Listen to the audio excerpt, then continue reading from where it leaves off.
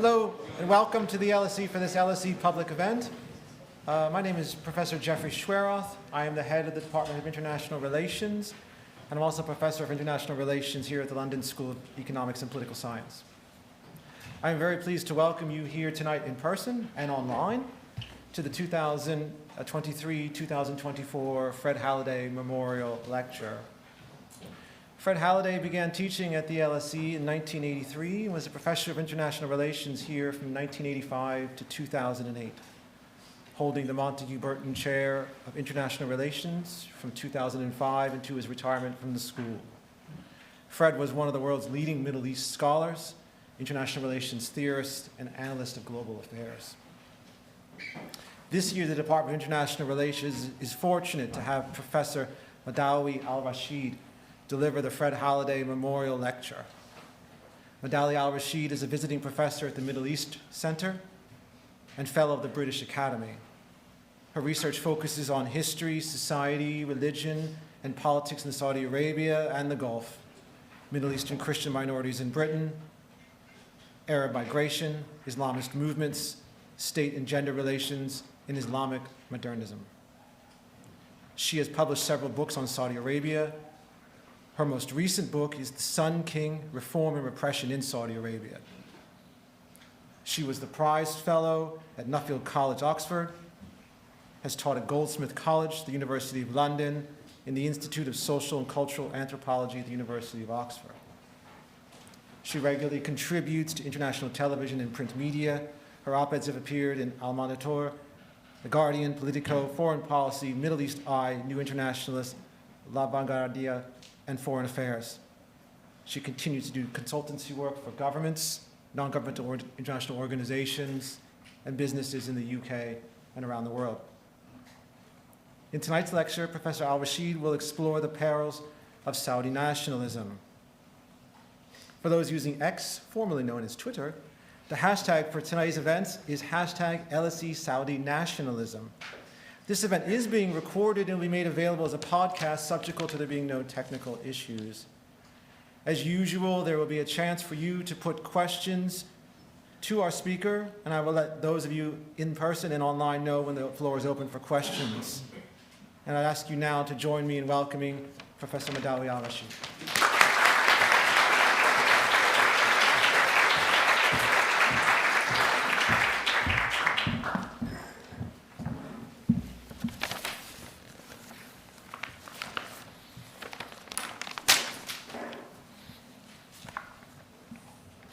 It's a great honor to deliver the Fred Halliday Memorial Lecture.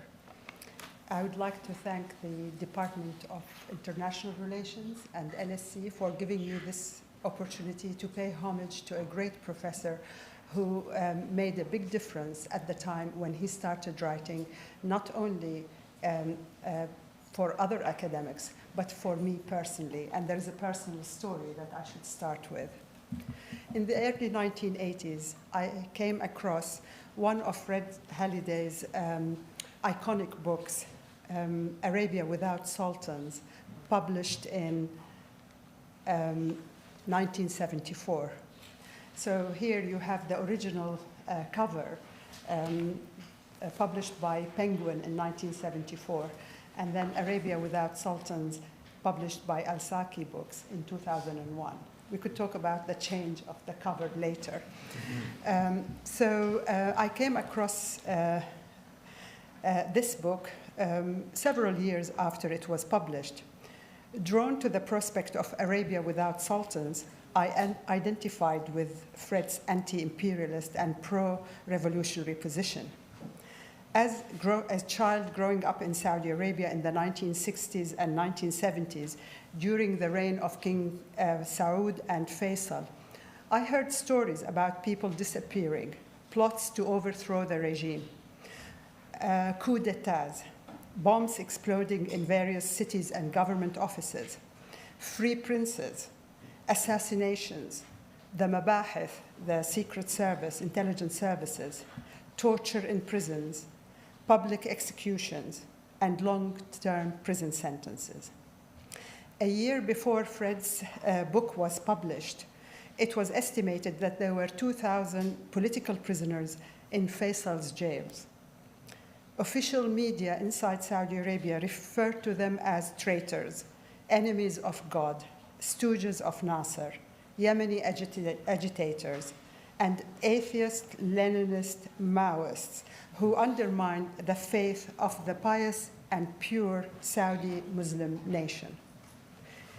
At the time, I never understood why repression was happening in Saudi Arabia on such a wide scale when the country was just beginning to enjoy its first oil boom in the early 70s. I searched for Arabic books and articles to explain the wave of repression, but found none in Saudi Arabia. In my family's private library, I found Nasser Said's book, Tarikh Al-Saud, The History of Al-Saud. By the way, you could find the book in some of the shops on Edgware Road. This book was smuggled by my father from Beirut and hidden behind several other books on the shelves to hide it. I stood as a child on the desk and grabbed that book. It took me several days to read it. It was obviously in Arabic. It was the taboo book written by an early dissident who had been in exile for several years. In the country, all I encountered was oral narratives, stories told by family and friends about the repression that was taking place. There was also silence because the walls had ears, according to local saying. As I moved to Beirut in 1975, I found many sources, mainly journals such as Al-Tali'a and pamphlets by revolutionary groups, communist, nationalist, and others. The bookshops of Beirut at the time were full of these small booklets written by Saudis in exile, often under their nom de guerre, and were published by the many publishing houses in Beirut. Nasser Said's book was one of them. However, my knowledge was incomplete, and I was not happy just reading those books and little pamphlets. These little pamphlets were a mix of revolutionary zeal and ideological tropes. Their target was the imperialists, so-called imperialists, the archaic Saudi regime, the oil-rich princes who plundered wealth and sold oil to the Americans and the West. Needless to say, there were other trashy booklets outlining the immoral Saudi rulers who professed religion in public, but in the privacy of their homes and abroad, plundered wealth on gambling, prostitution, alcohol, and other forbidden pleasures. I wanted context and explanations. Both were lacking in the revolutionary literature I found. I thought I discovered a treasure when I read Fred's book, whose title, I must confess, I admired at age 18 and wished it became true. At that age, I aspired to see Arabia without sultans, as you can imagine. The book deals mainly with North and South Yemen, Oman, the smaller Gulf states, and Iran. Only chapter 1 and 2 explain the history and trajectory of Saudi Arabia. In these two chapters, Fred provided me with the context in which the oral stories I had heard over and over again can be fully understood. His two chapters explain to me the background of the dissident that I encountered in Beirut as a young girl. For example, the famous Nasser Said, who was kidnapped later on by the Saudis in Beirut in 1979, and until the present day, we don't know where he is. One paragraph in Fred's book, entitled Crushing the Saudi People, summed up for me why Saudi Arabia was descending into a repressive regime. Fred wrote, and I quote, "The Saudi clique," he means the princes and their entourage, "had the double and unequivocal role of crushing all internal challenges and of policing as much of the Middle East as it could in the interest of pro-imperialist stability, in inverted commas. Both the oil consortium and the US government did all they could to keep the Saudi regime in power, intervening only to urge reforms that would strengthen their clients." And it is relevant today. I would say, although this was written in 1974. So Fred went on to, in these two chapters, went on to map the various groups that challenged the Saudi regime in the 1950s and 60s. I imagined him sitting, sipping tea and coffee and possibly beer with exiles, such as the Nasserite Arab nationalists, the trade union rebels, yes, there were trade unions in Saudi Arabia, the communists, and the many others who dedicated their life to changing the political system. Notwithstanding his clear and honest ideological position, Fred's approach made a great impression on me and encouraged me to pursue an academic career investigating Saudi Arabia and telling stories that nobody dared to tell inside the country. During my first year at the American University of Beirut, I wanted to follow the steps of Fred and write a detailed study of Saudi opposition in exile, especially in Lebanon, drawing on my family's contacts with them in the Lebanese capital. Unfortunately, my studies were disrupted in 1982. I was a first-year undergraduate. As a result of the Israeli invasion of Lebanon, I moved to Britain, and the rest is history. In my academic work, I refrained from using Fred's terminology of class struggle and revolutionary zeal, and also revolutionary analysis. I trained at the Cambridge Anthropology Department under the supervision of another great thinker of this LSE establishment, Professor Ernest Gellner. As anthropologists in the 1980s, we talked about tribes rather than classes. We didn't talk about class struggle. We talked about probably co-option and cooptation of various groups. Yet Fred's emphasis on seeing Arabia through the prism of injustice, inequality, and repression made an everlasting impression on me and my career. In his analysis, there was the West, Britain initially, and later the US, the sultans, the sheikhs, the kings, and the emirs against the rest. And in his terminology, the rest were nomads, peasants, slaves, tribesmen, and immigrants. These binary forces remained a constant focus in my research, thanks to the insight I gained from reading Fred's many books.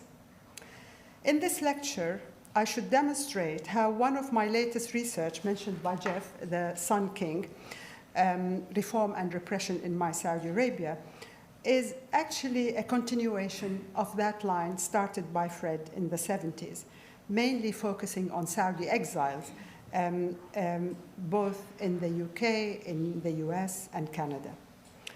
But also, I will specifically talk today about religion and politics, in addition to nations and nationalism in the Middle East that inspired the book. So I want to talk about the nationalism, the national narratives that Saudi regime developed in order to justify the inclusion of a vast territory into one state. I will briefly mention three phases of the national narrative, but will focus in greater detail on the current situation. If anybody is interested in going through the development in greater detail, you must read the book. So under Mohammed ibn Salman, the kingdom continues to call itself Saudi Arabia, a name that does not invoke a national identity or people, but refers to the Al-Saud royal family who brought it together. State building evolved over time, and various state institutions were created, proliferating along with the country's increasing oil wealth.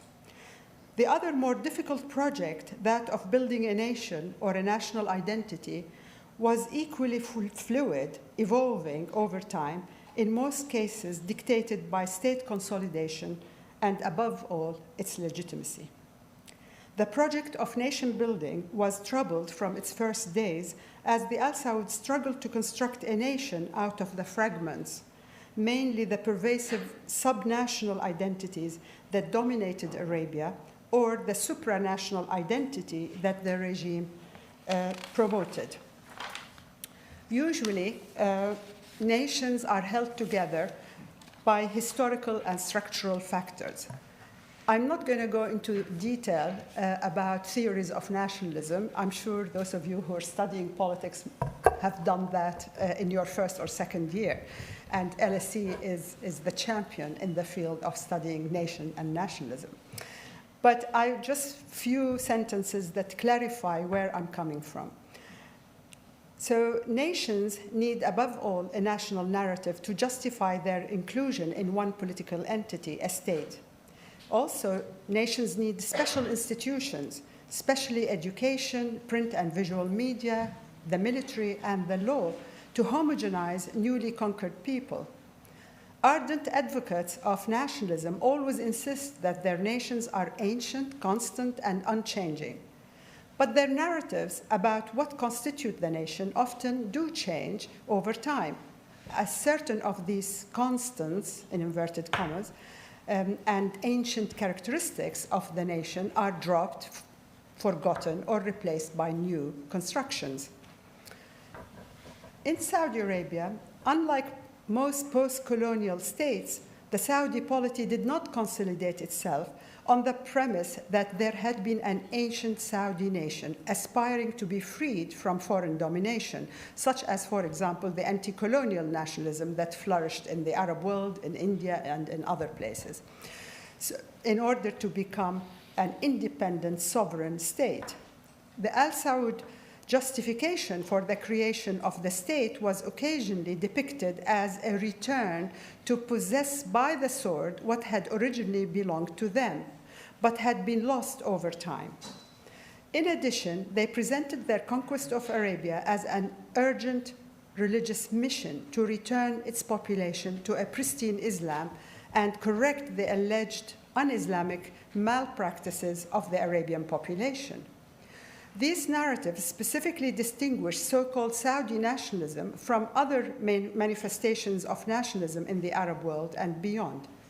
Perhaps only the creation of Pakistan in the middle of the 20th century as a nation for Indian Muslims, or Israel as a home for the Jewish diaspora and a Jewish state, offer parallels with the Saudi project. Like all national narratives, Saudi Arabia has changed its focus over time since the creation of the state, and various elements have been added to it, but three phases are clearly identified. The first one I call religious nationalism. We are used to nationalism as being a secular project with its own intelligentsia who extract from the nation certain characteristics such as their culture, their common history, their language, their values. But the Saudi one was from the very beginning a religious project. So I call it religious nationalism that dominated the country after its creation in 1932. The second phase is a pan-Islamic transnational identity that was promoted in the context of the Cold War from the 1960s onward. And the final phase, which we are in at the moment, under the leadership of Mohammed bin Salman, although it had started earlier, I would say around 2000, it represents a retreat into a narrow definition of Saudi Arabia, summed up in developing a strong local populist Saudi national identity, represented in online campaigns and hashtags such as Saudi Arabia for Saudis, Saudi Arabia is great, etc. Such recent imagining of the nation is at odds with the prince's other projects of turning Saudi Arabia into a global center for economic prosperity that could benefit the whole world.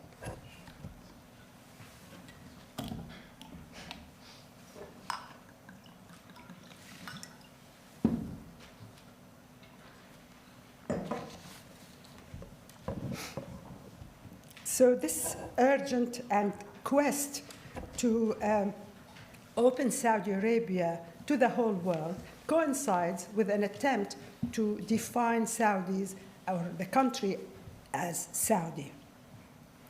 excluding the other elements that went with religious nationalism or the Islamic transnational identity. So the first state-building project was conducted under a religious umbrella rather than a national agenda. So in a way, much has been written about the religion of Saudi Arabia, namely the Wahhabi movement, and a lot of theological arguments are analyzed, but nobody has actually looked at it as a religious national ideology, basically, that had become the religion of the state, the objective of which is to homogenize the Arabian population and give it a sense of an identity. So in my research, I try to look at how the transformation happened and who the outspoken members of this religious nationalism. So mainly the religious scholars of a specific region in Saudi Arabia, Najd or Central Arabia, where the capital is, took the lead in defining the contours of the religious pious nation. So they theorized how the Saudi nation is an Islamic nation abiding by the tenets of the Wahhabi tradition, a religious revivalist movement that was established in the 18th century.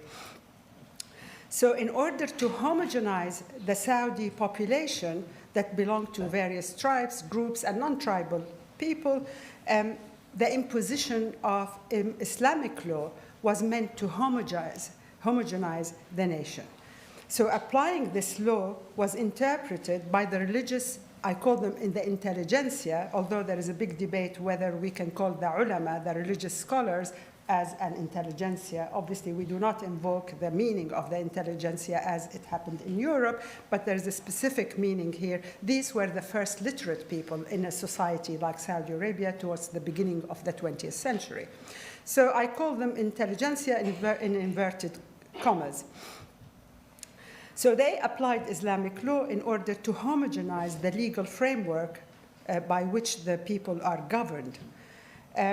So they, in a way, served as this religious intelligentsia, and they were entrusted with the role of educating and indoctrinating the population in the right Islamic conduct, belief, and ritual. They all came from the central province called Najd, the region from which the Wahhabi scholars came, and also the Saudi royal family. And they were elevated to the status of the core region and the core intelligentsia in the country, to the exclusion of the historical region, which is the Hijaz, the western part of Saudi Arabia, where Mecca and Medina were present. So in a way, the religious scholars of the central part of Saudi Arabia considered themselves to be the vanguard of a mission to save the whole of Arabia, including the blasphemous Hijazis, the inhabitants of Mecca and Medina, from their descent into unorthodox Islam.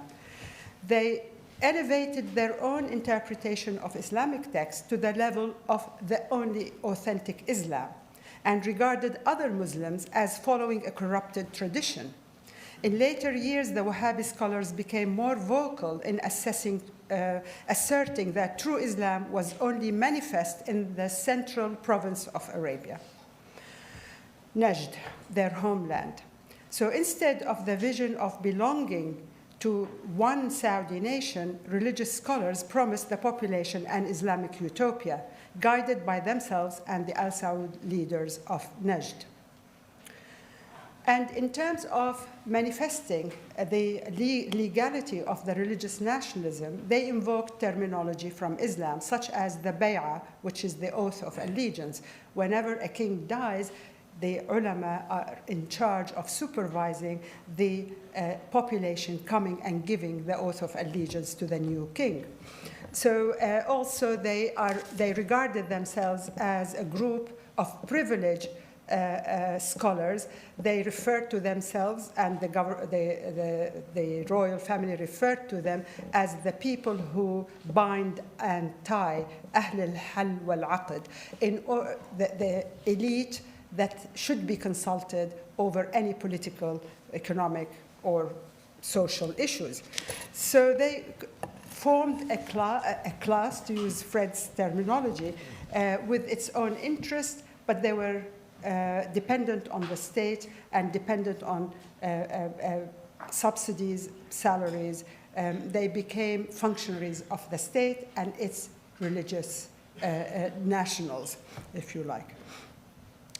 So if we dig deeper into the institutions of the state after its formation, we find that the country upheld Islamic principles in the legal system in ways that exceeded what was common in other Arab countries. For example, in most Arab countries, Islam is relevant as law in the personal status law, inheritance, marriage, divorce, etc. But in Saudi Arabia, it was extended to, the Sharia was expanded to cover all aspects of life. In the private and public spheres. To just give you examples of how religious nationalism manifested itself in gender relations. For a very long time, before Mohammed bin Salman, people were surprised why Saudi women didn't drive, why there was segregation in universities, in schools, etc. So the gender relations clearly demonstrated the commitment of the Saudi state and Saudi Arabia to religious nationalism. Religious nationalism aspired to create godly women whose role was determined by God's design for this world. The education of girls was introduced in the 60s to inculcate in them their domestic role under the guidance of religious scholars, while Muslim women elsewhere were able to enjoy freedom of movement, at least from legal perspective, and drove cars without any controversy or heated debate. Saudi women were denied the right to drive until 2017. So religious nationalism sought to control women in the pursuit of grand political designs and communal identities. The state became the agency responsible for upholding the piety of the nation, which was increasingly defined in terms of excluding women, restricting their citizenship rights, allowing them only selective employment in education and health services, and minimizing their appearance in the public sphere. So the centrality of religious identity in Saudi Arabia gave a sense of belonging to an Islamic utopia. And in a way, this picture here captures the essence of that moment in history when religious nationalism was flourishing, and it was the pretext, the rationale of creating a state. So in this picture, it shows that the Islamic warriors, the jihadi warriors, they were called the jihadi warriors who created the state. And they're having the flag. You can't see it clearly here, but it has the religious writing on it. The Islamizing the public sphere was extremely important because you have to have the symbols of religious identity. You have to have spatial representation of religious nationalism. And here it says the shop is closed for prayer. So unlike in other Muslim countries where the call for prayer, some shopkeepers might respond, others may not respond and close their shops. In Saudi Arabia, it was compulsory to close until very recently. So these are the kings of Saudi Arabia, King Saud and then King Faisal.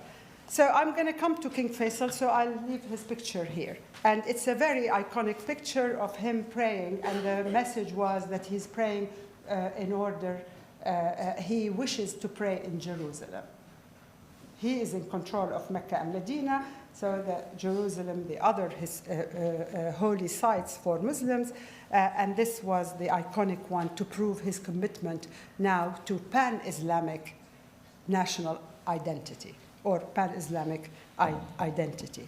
By the 1960s, when King Faisal became king, the Saudi regime was beginning to export its Islamic utopia abroad. It was believed that they've done their best to create the Islamic utopia at the domestic level, and now it's time to export it abroad.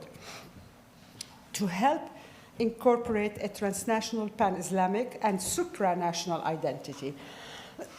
that justified the Saudi control over Mecca and Medina.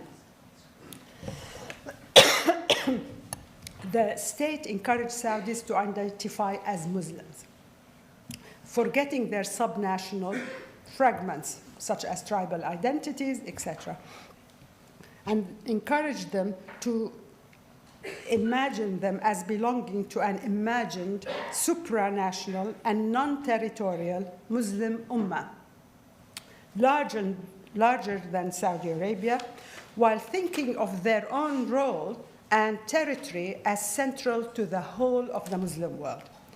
The state and its religious and educational institutions began to indoctrinate Saudis with the idea that they had a responsibility to export their own Islamic utopia to the rest of the Muslim world, a concept that was endorsed by both their leadership and Saudis. And this pan-Islamism became particularly appealing to Islamists from the 1960s onward. Like other Arab and Muslim countries, Saudi Arabia had its own Islamists who aspired to create an Islamic realm at home and abroad, to Islamize Muslim societies. The previous religious nationalism incorporated a duty to Islamize Saudi Arabia first.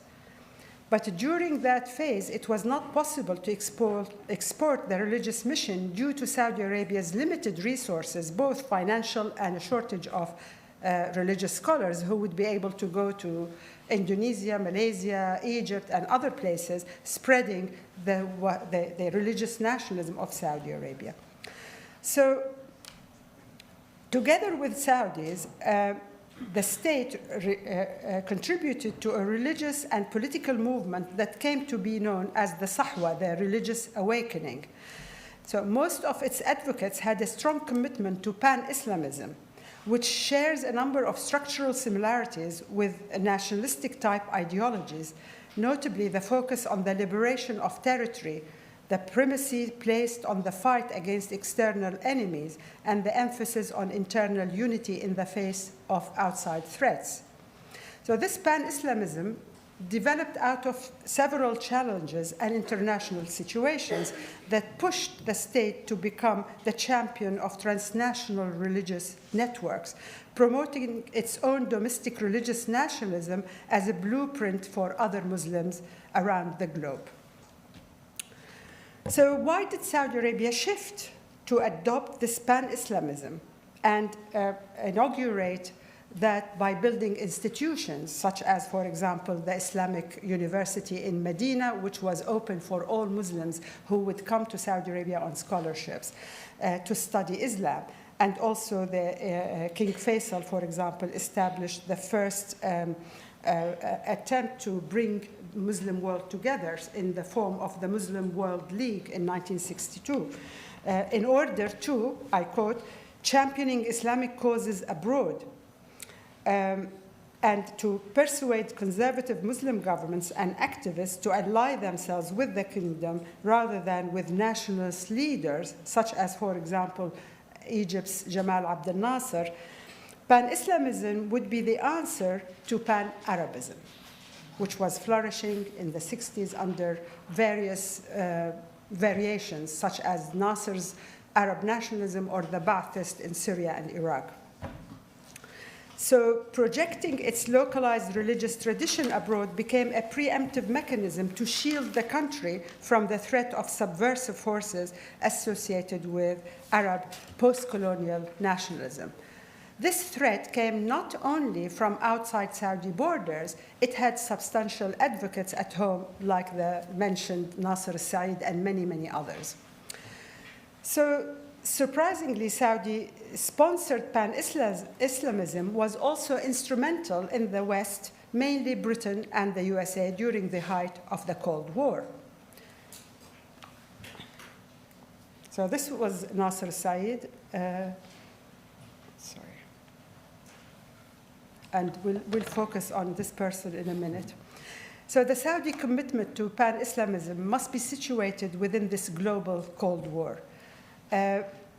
Britain and the US began to construct Saudi Arabia as the center of the Muslim world, and ironically, its religious tradition became instrumental in luring Muslim youth away from what was called radical socialist and communist trends that Fred Halliday studied, in addition to what was defined as subversive Arab nationalism with its anti-imperialist rhetoric. Islam was seen as a powerful anti-communist belief system from Indonesia to Morocco.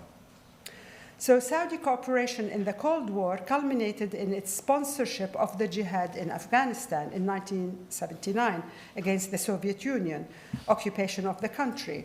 The Saudis famously, I quote, matched US funding channeling through the CIA dollar by dollar. While Saudi funding was important, a potent ideology inspiring young Muslims to participate in the jihad was definitely a substantial Saudi contribution. Now a champion of pan-Islamism, the Saudi regime mobilized its own religious clerics. For example, its Grand Mufti Abdulaziz ibn Baz to support the Afghan jihad. Young Saudi men, including Osama bin Laden, enthusiastically responded to the call for jihad and traveled to Afghanistan in the 1980s. Bin Laden became central to creating a hub for not only Saudi, but also Arabs seeking to honor a pledge to support Muslims worldwide and die for faith. This was the seed that led to the creation of Al-Qaeda, a global umbrella under which jihad is operated. The cohort of recruits became known as the Afghan Arabs. The Reagan administration authorized covert aid to the rebels, while Saudi Arabia was entrusted with presenting the liberation of Afghanistan from godless communists as a stage in the pursuit of freeing a Muslim country from the evils of communism. Bandar bin Sultan, the Saudi ambassador in Washington, and Turki al-Faisal, the director of the intelligence services in Saudi Arabia, were both key figures in the project. The commitment to pan-Islamism was now translated into action in support of other Muslims and Western interests. Pan-Islamism was a crucial ideological weapon in the Cold War. King Salman, at the time he was the governor of Riyadh, the capital, where more than 5 million people lived, was an enthusiastic supporter of the migration of young Saudis to Peshawar in Pakistan, near the Afghan border. And his charitable foundation provided much-needed financial help to make their travel cheap and possible.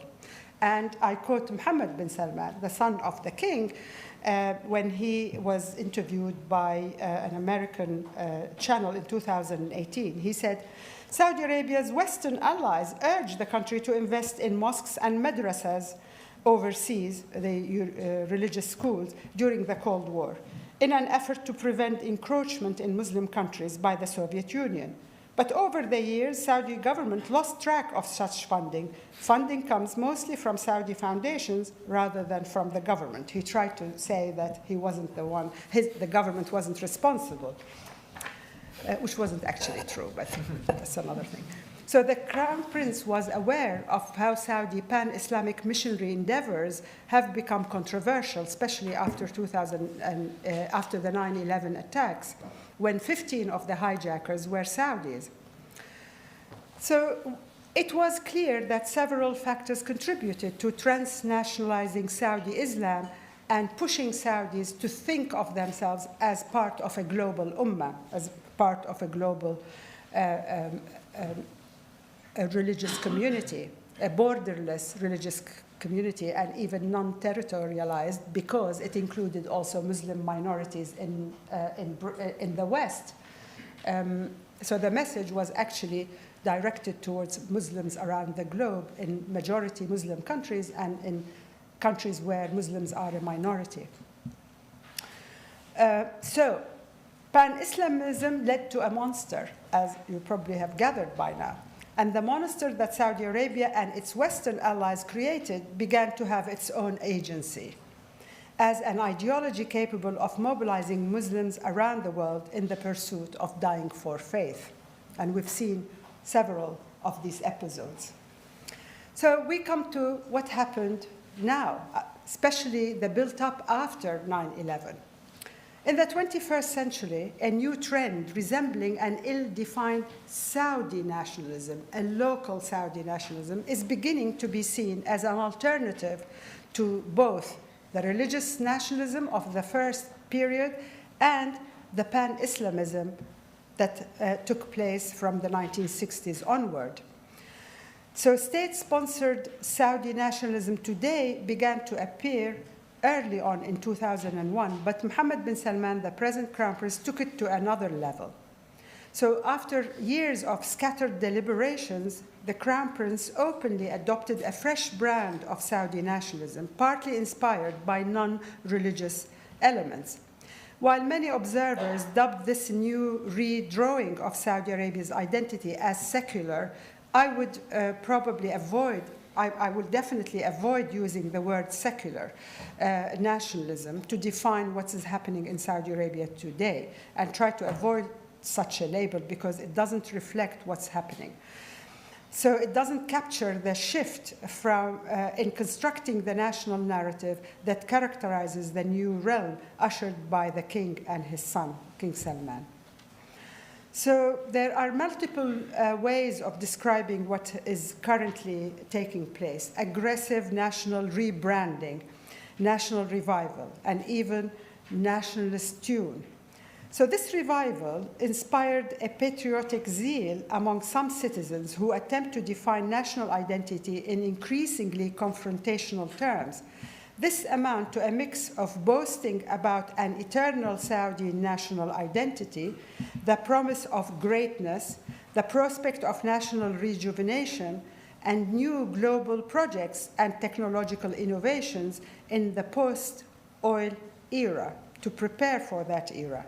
So the state-controlled media publicizes what is dubbed by analysts as hyper-nationalism. The new national narrative today celebrates the new Saudi citizen who is committed to the development of his own country economically, rather than the previously cherished pious Saudi who memorized the Quran, spread Islam around the globe, and supported Muslim causes in various missions. He is also the citizen informer, or the citizen policeman, who helps the regime and its security agencies identify traitors, transgressors, and subversive persons in the nation, embedded in the nation. So in the past, the religious scholars, what was called the mutawwa, these are like the lowest level of religious scholars who monitor the neighborhood, the mosque, etc., they were entrusted with this role of basically spying on the local population under the pretext of watching who is coming to the Friday prayer, who is not coming in the morning, who is coming in the afternoon, who is going out with another person from the opposite sex in a car, supported by a police. But now the situation is different because such religious police doesn't exist anymore, or it's under control. So in the past, the religious scholars played this role, and critics of the new policies domestically, regionally, and internationally were caught by these religious scholars. But today, the new Saudi citizen, celebrated citizen, is no longer the one who obeys the religious clerics. In fact, it is the one who defies the religious cleric. And if you notice, possibly before even Mohammed bin Salman, anybody defying the authority of the religious police is celebrated on YouTube, on social media. And the new citizen is no longer the recipient of the state-sponsored religious prizes that are given for memorizing the Quran or for good religious observance and zeal, but the eclectic and creative young entrepreneur and propagandist for the regime. These are the new icons, the new symbols of the new nationalism. So national glory today resides in reinvented geography as well, other than, or perhaps in addition to, historical Islamic Mecca and Medina. And here is a historical site that in the previous two phases of nationalism was regarded as a symbol of Arabian paganism that should not be visited, should not be celebrated. And in fact, the archaeology department struggled to find new pre-Islamic sites. The main focus was on Islamic history, Islamic tradition, and archaeology. But since Mohammed bin Salman, this is Al-Ula, a new celebrated historical site, obviously dating back to the Nabatean era, pre-Islamic times. So with the exception of Dir'iyah, the original capital of the Al-Saud in the 18th century, which had always been celebrated throughout the 2-3 phases of nationalism and modernized, and now it is a UNESCO World Heritage under the patronage of King Salman. That was always celebrated. But today, other historical sites were simply reinvented, and Saudis are expected to be proud of their pre-Islamic heritage, which is incorporated in the new national narrative about themselves. They take pride in the listing of some of these sites as UNESCO World Heritage sites. And a new date was invented recently for the beginning of Saudi Arabia. Most historians in the West and in Saudi Arabia considered the year 1744 as the year when the first Saudi state was founded, simply because in that year the alliance between the founder of the Wahhabi movement and one of the Saudi ancestors of the Saudi royal family had a pact. One of them, the religious scholar, promised to give the rulers legitimacy if they spread Islam in a jihadi project. So that was considered the date of the beginning of Saudi Arabia in the modern times, in the 18th century, sorry. But Mohammed bin Salman changed the date and considered the beginning of the state was in 1727, which was the rule of the Al-Saud being established in Central Arabia. So he dropped the Wahhabi date in order to isolate the Wahhabi tradition from the foundation of the state and make it play a less prominent role. So now the Crown Prince is the champion of the construction of a new kingdom and a new Saudi nation with a new foundation date.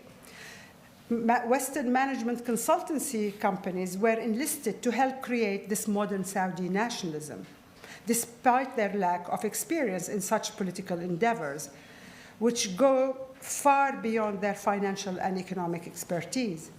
So while tourism may bring revenues much needed, the development of tourism and the promotion of archaeological sites can also be a pillar of national narrative and pride. The Crown Prince preaches a new populist national narrative overtly focused on domestic interest and projected abroad to be consumed by global audiences, especially investors, financial services, and foreign tourists. So the previously promised Islamic utopia at home and abroad is now gradually giving way to the promotion of a local Saudi entrepreneurial neoliberal utopia. Foreign policy, it's important to see that there is a shift as well. So as I showed, King Faisal wanted to pray in Jerusalem. Today, Jerusalem is no longer central in the new national narrative, as its importance belonged to the previous era of pan-Islamism. Competition with the Hashemites over the holy site in Jerusalem is no longer an issue.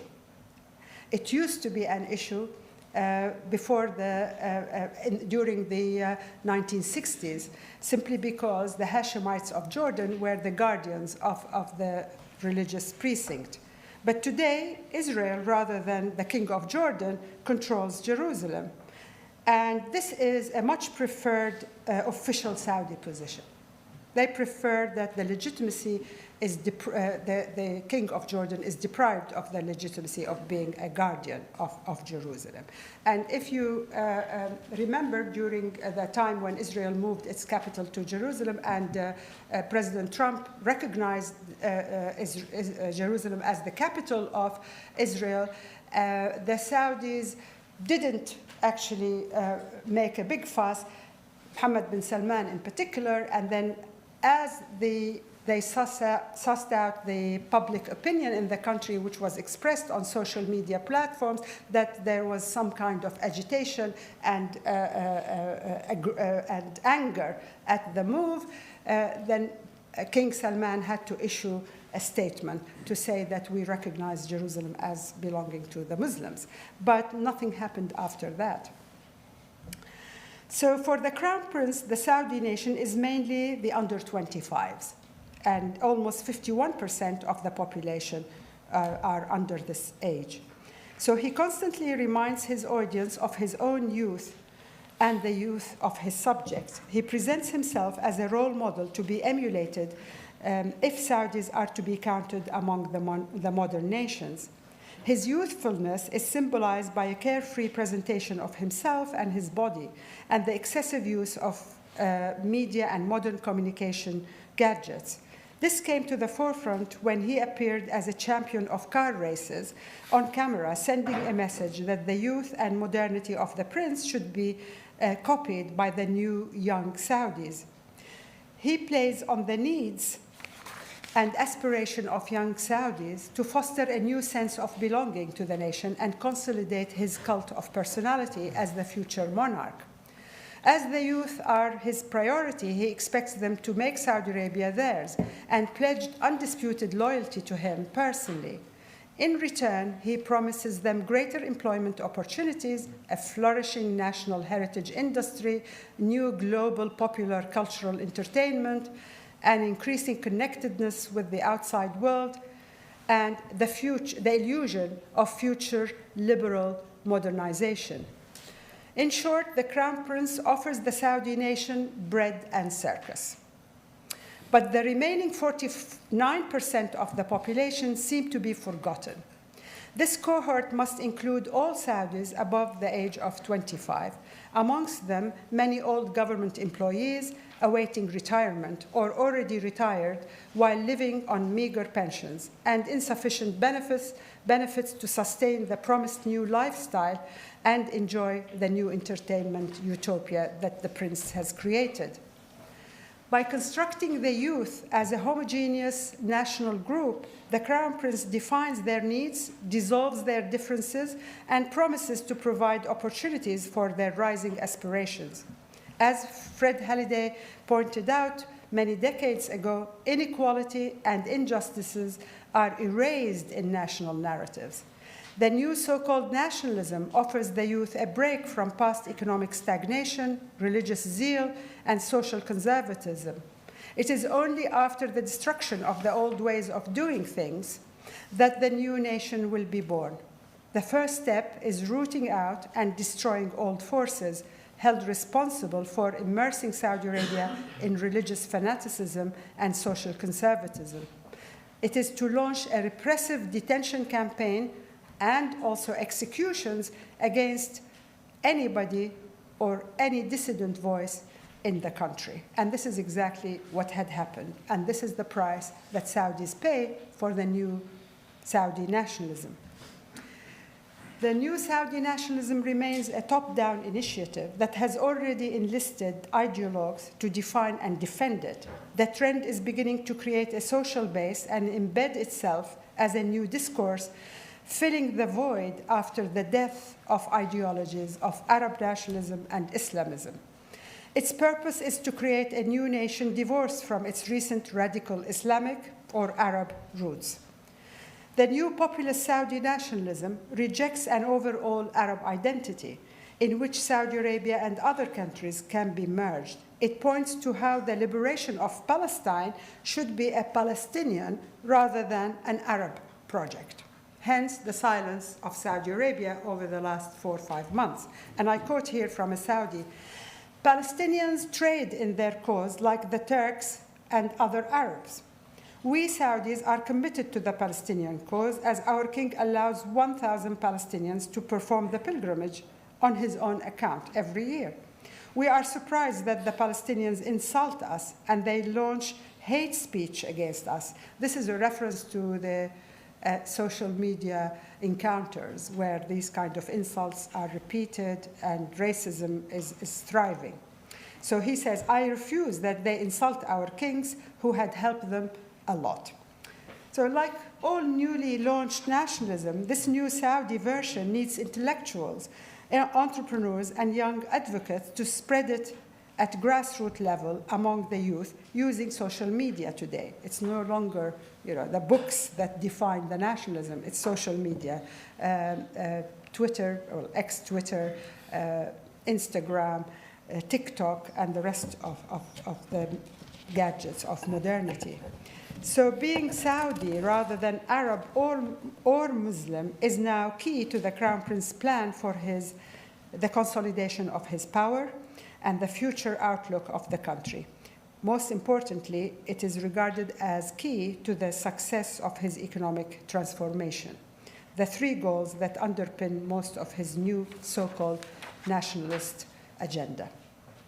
So I want to just conclude by this is the neoliberal entertainment. This is Halloween last November. Okay? Okay, so let me just conclude by pointing to some elements in this religious nationalism, in the national process of building a nation and the perils of this current situation. So once you have a new Saudi nationalism defined as Saudi, anchored in a central region of Arabia, we find that subnational identities, and there are many in Saudi Arabia, and regional belonging might actually get pushed away. So as the state-sponsored action, it generates a reaction, mainly the revival of such sub-identities, such as, for example, those in the Hijaz, the Ismailis in the south, it's a religious group, the Shia in the eastern province, and even among some other Sunni Muslims in the country. So all of them claim that they are excluded from the new Saudi nationalist project because the national project is anchored in the central part. So in this new narrative, there is a celebration of national hyper-masculinity as well in the context of Saudi military interventions, for example, recently in Yemen. So in a way, we see an increased visibility of women in Saudi Arabia, in the streets, in the car industry, in the conferences, in the business, etc. But nationalism always needs women, either need them as domesticated subjects or need them to promote and cheer men's masculinity. So in Saudi Arabia in 2015, at the beginning of the Yemen war, we see how Saudi female journalists were invited to go to the border to celebrate the heroism of Saudi soldiers fighting in Yemen. So women and nationalism have a particular relationship. We could talk about that later. I don't have much time now. And the war in Yemen also exposed the fact that Saudi Arabia cannot get rid of its religious nationalism altogether. It cannot get rid of the sectarianism of the religious national narrative that excluded other Muslims who did not subscribe to the Wahhabi tradition, such as, for example, the neighbors in Yemen who are in the north, Zaydis, belonging to one of the Shia religious groups. So during that war, Mohammed bin Salman had to go back to the religious scholars and invite them to come and go to the border in order to inflame the courage of the Saudi soldiers by telling them that they are on a jihadi mission against the Rafida, which is a negative name for the Shia in general, and the Zaydis included. So the religious scholars were actually needed in the war in Yemen. And this is why there is some kind of tension in the new Saudi nationalism that we are seeing today. Also,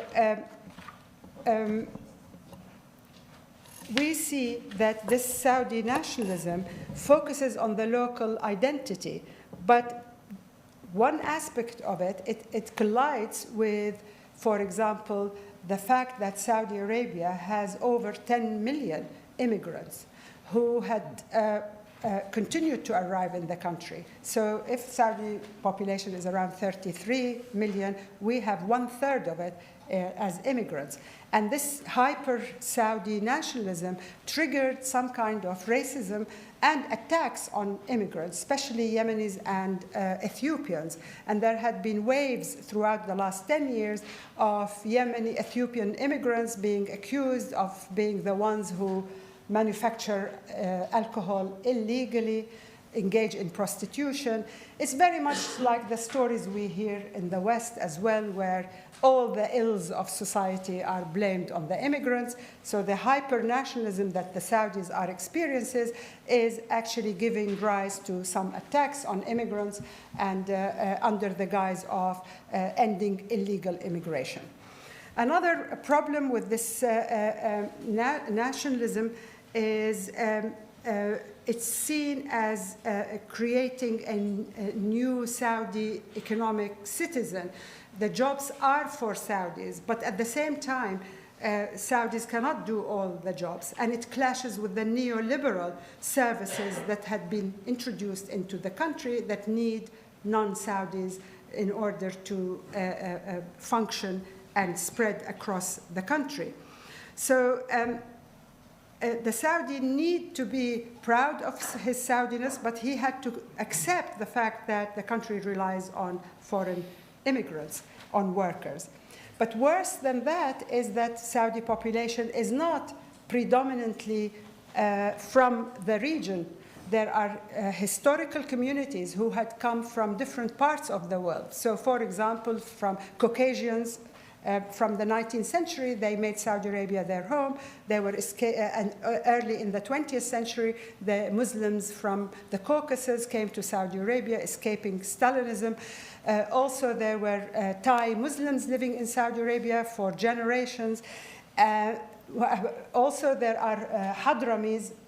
I referred to bin Laden. His father belongs to a greater group who came to Saudi Arabia in the 1920s and 30s, and they are indigenous, in inverted commas, Saudis who had been there for a long time. So calls for purifying Saudi Arabia from foreign elements are made public.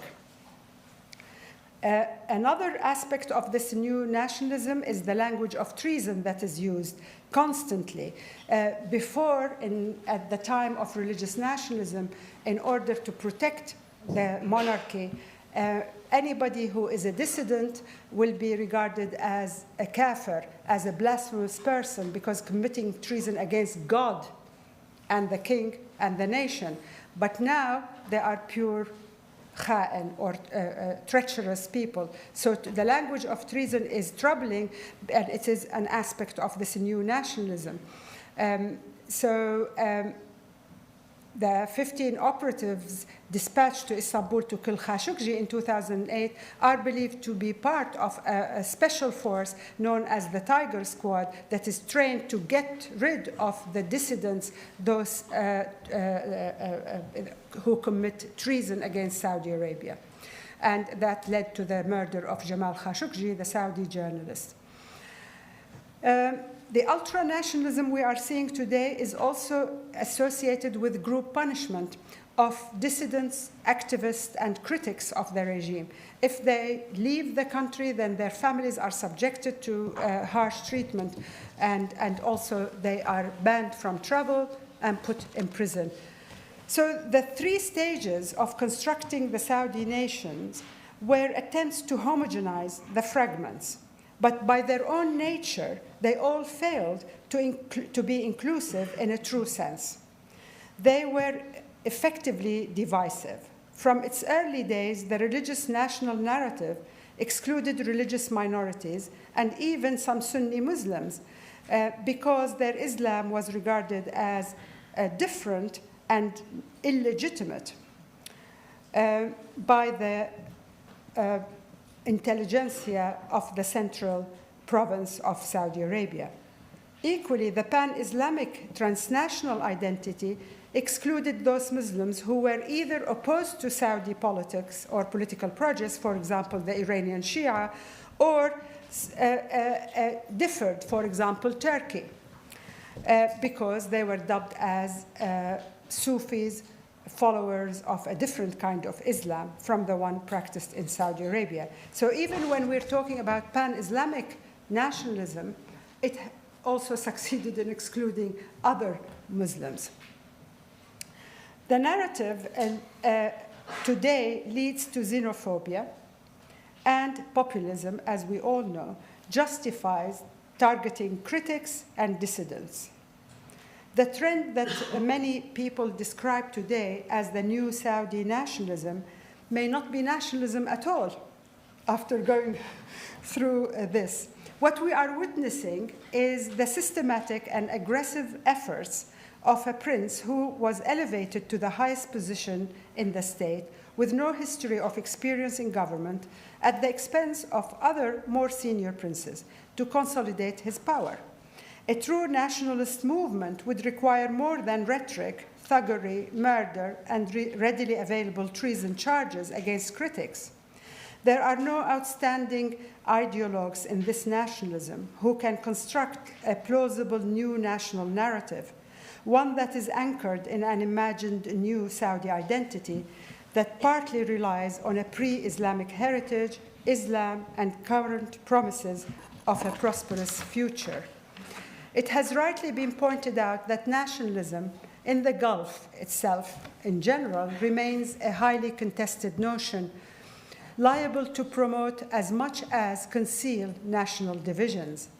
With the surge in a Saudi national identity so firmly anchored in the central province of the country, where the royal family originated, and with a strong pride in the centrality of this province, places like Shiite-dominated Qatif in the eastern province, Asir in the south, and the Hijaz in the west, which host the holy cities of Mecca and Medina, all have their own local identities that may be empowered by nationalism and may bristle against the state imposition of the Najdi symbols, rituals, and culture.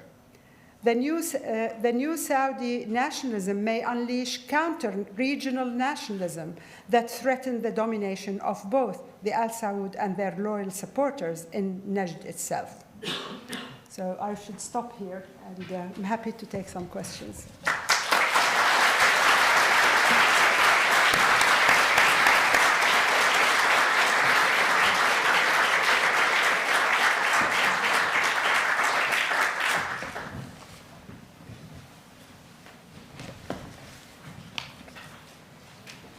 Great. Thank you very much, Professor Madawi Al-Rasheed, for your presentation. We'll now open the floor to questions from the audience. If you could raise your hand, and then I'll indicate in the roving microphone reaches you. You can pose your question. Those of you that are online audience, if you could add your question to the chat function on your screen, and we'll get to you as well. Please do provide your name and affiliation when answering your questions.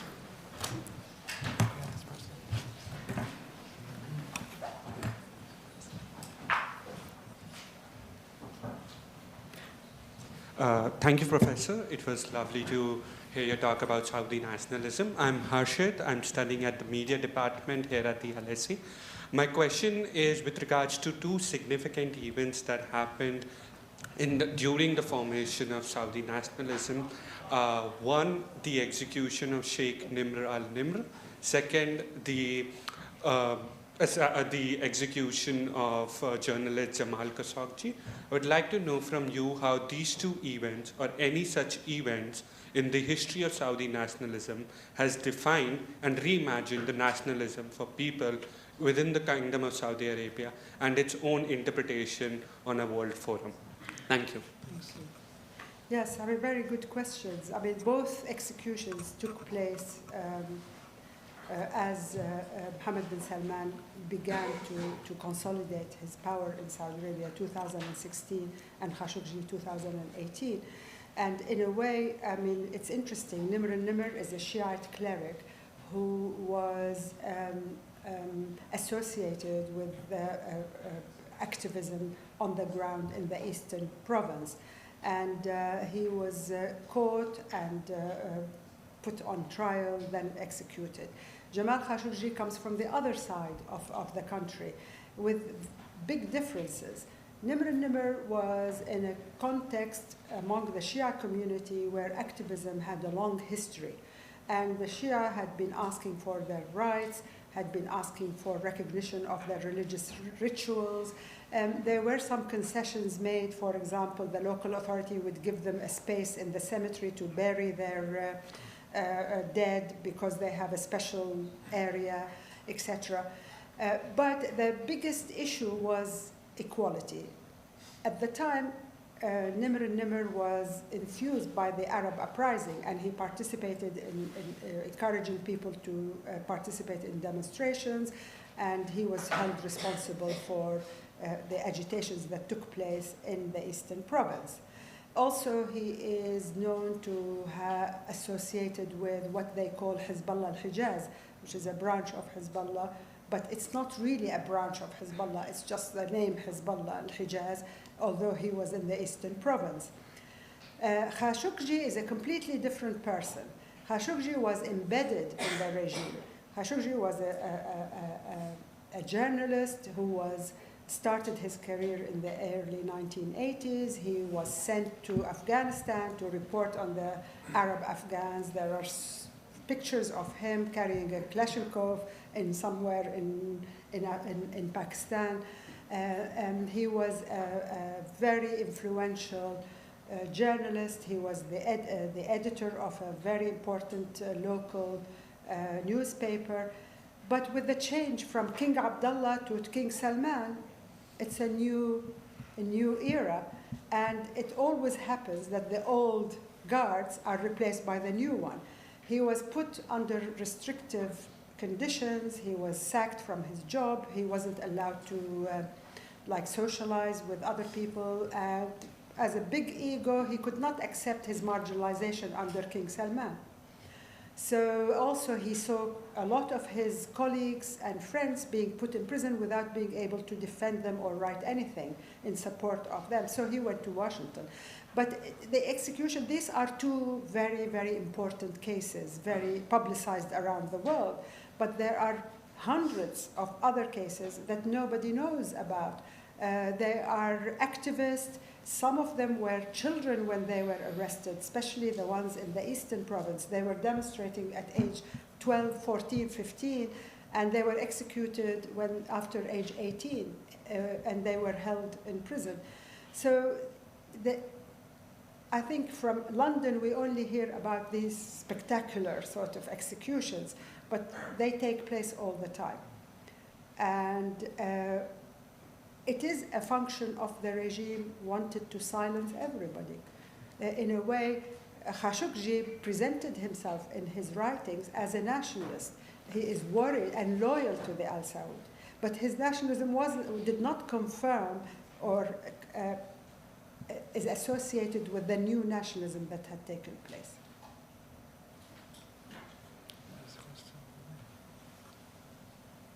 Yep, with the blue.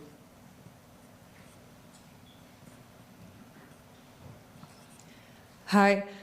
I wanted to ask you about the transition from the second phase to the third phase, because as far as I understand, the transition from the first phase to the second phase was still operating in the context of the Cold War, and it's a bit more clear why it happened. Whereas I was wondering what were the reasons for this sudden shift from pan-Arabism to this new narrative of local identities? Thank you. Yes, I think the first phase was the raison d'etre of the state, why it came.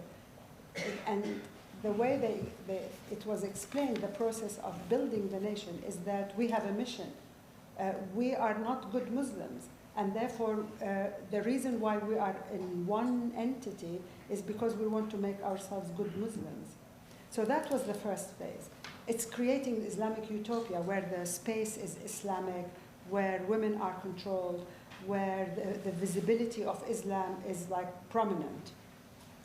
To homogenize people. Most importantly is the law as well, because you can't have multiple schools of Islamic jurisprudence, for example, fiqh.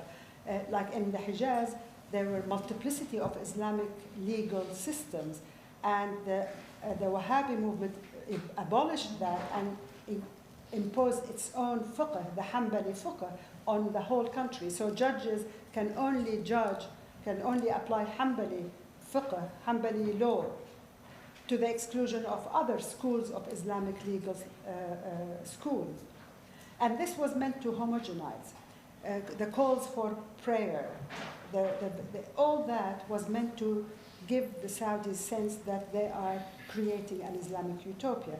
But it's local. And Saudi Arabia didn't have the means to spread it from day one.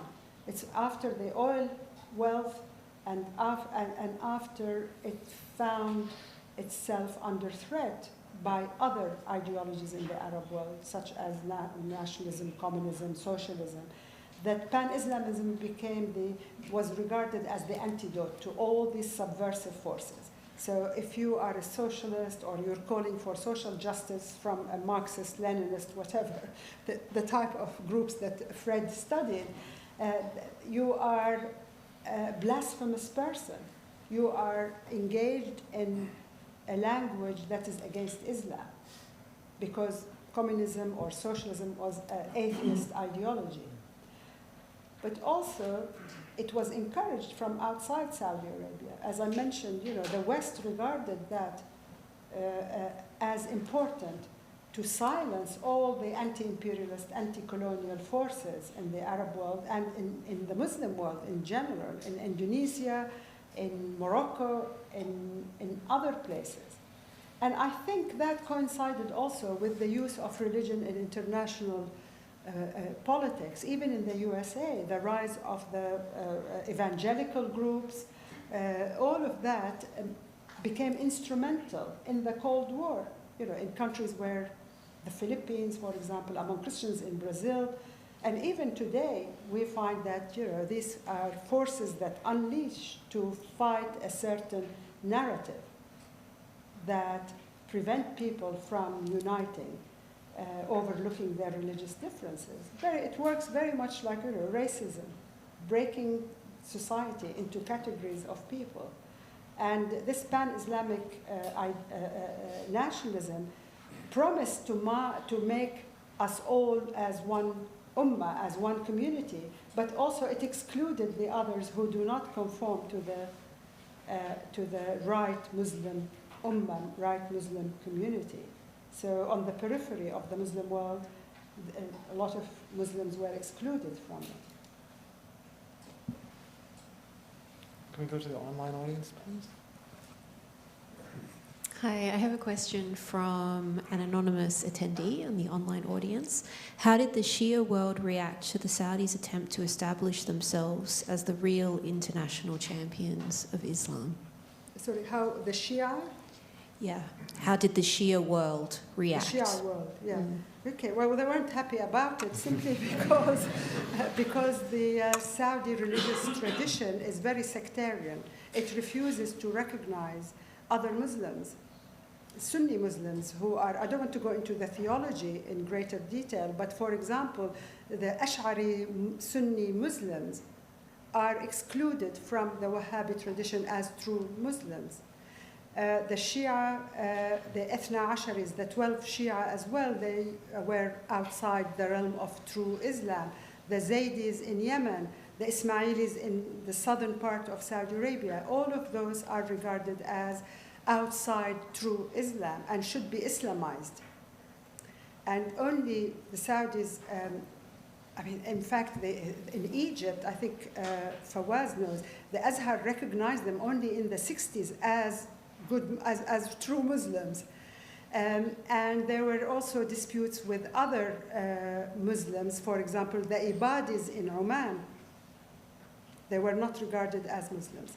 So the Shia, like other Muslim minorities, were not regarded as true Muslims theologically. And the Nimr al-Nimr is part of that resistance to this narrative about the exclusion of this community from the world of the Muslim Ummah. then at the level of the states, so Saudi Arabia had no problem with Iran before 1979 under the Shah. In fact, the Shah of Iran was very helpful to the Saudis. If you read Fred's book, you will see how Iran was helping in Dhofar, in suppressing the rebellion in Dhofar in southern Oman. Until 1979, Iran was a friendly country to Saudi Arabia because it was policing the region on behalf of the US. But as Iran adopted also a religious national narrative, then the clash was inevitable between two types of nationalism. Could we have a question from this person on the left, on the right?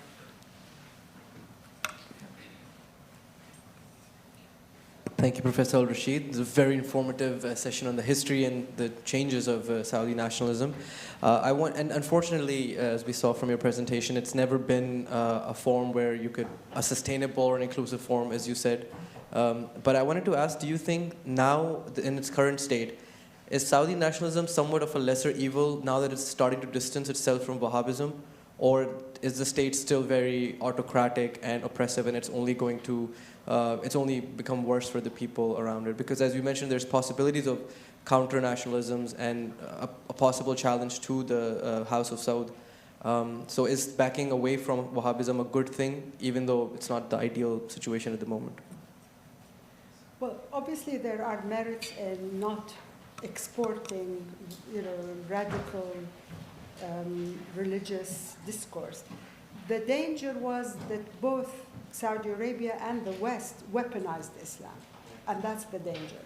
And we know what happened after that. They used religion as a weapon in their foreign policy. There might be reasons at the time, there might have been reasons at the time, but weaponization of religion is extremely dangerous, and I hope governments have learned a lesson from doing that. Now, whether the new nationalism is less of an evil, it is trendy, and Western media seem to like it, and this is the whole point, that the audience is partly domestic, but also the outside world. If you want to bring in international capital and investment to Saudi Arabia, you need to show that you are trendy and liberal. But I think whether it's religious, whether it's secular, whether it's a new local Saudi nationalism, I think all nationalism carries some kind of danger. And we have seen it. The history of Europe is a good example of that. In the 20th century, how excessive nationalism could lead to massacres, extermination of people. But unfortunately, we are witnessing this at a global level. I mean, perhaps the manifestation of it in Britain is the Brexit. In the US, Trump was a manifestation of that. America is great. And there is a lot of copying. The slogans I mentioned, they're copied straight from Trump's agenda. Make Saudi Arabia great. I mean, there is a hashtag called Saudi al-Udma, which is taken out of the US. So there is this kind of copying that takes place across the world. But I think any excess nationalism is dangerous. A bit of patriotism is okay, but excessive it might inspire people to do good things. But as I have seen it over the last 7-8 years with Mohammed bin Salman, it has led to some kind of nasty incidents, such as, for example, calling upon citizens to become policemen to defend the nation, the Saudi nation, which means that everybody is an informer. Everybody is informing on everybody else. Publicly, of course, in the past this happened, but now it is a duty of the new citizen to spy on other citizens publicly, and this is a dangerous phase. Could we have the student on the far right?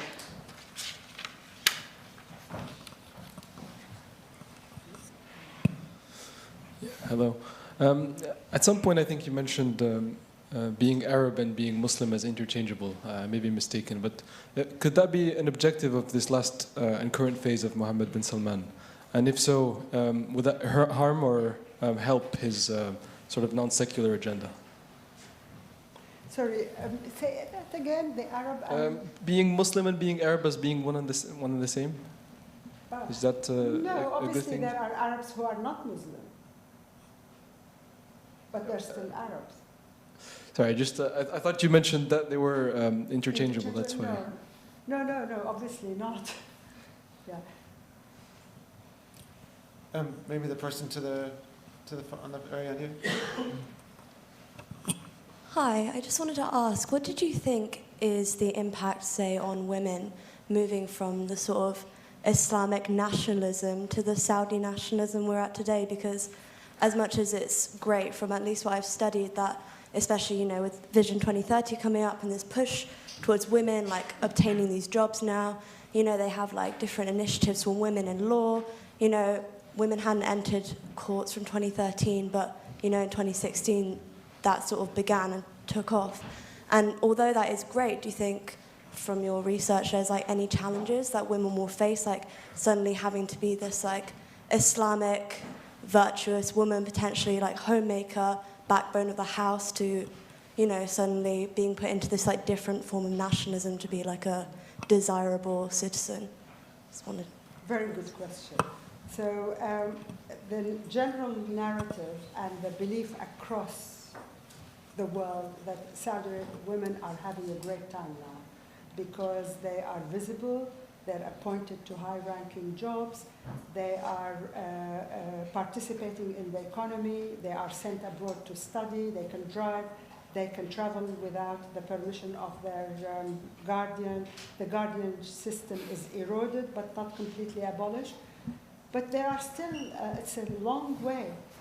I was asked by a journalist, and he said to me, "Why are you objecting now? You can drive in Saudi Arabia." I said, "Yes, I could drive myself to prison." So in a way,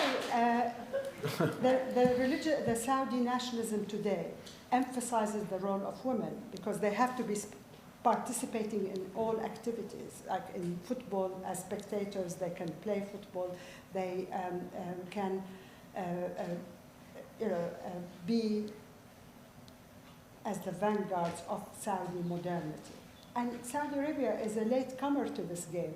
The Turks have done it before them, the Algerians, the Egyptians, the Tunisians, they all used women to show how modern the nation is.